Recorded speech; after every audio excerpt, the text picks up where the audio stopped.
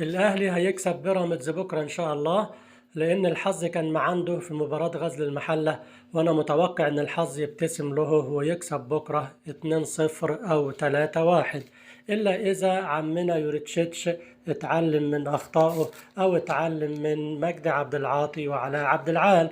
اللي يلعب مع الفرق الكبيرة خصوصا الأهلي لازم يقفل دفاعاته ويقفل على مفاتيح اللعب بتاعته، وما يلعبش مهاجم أو فاتح خطوطه، لأنه هيستقبل هدفين أو ثلاثة. وغياباته إذا كان الشيبي أو مصطفى فتحي أو رمضان صبحي مش هتأثر، لأنه عنده سكواد رائع، والاحتياطي زيه زي الأساسي.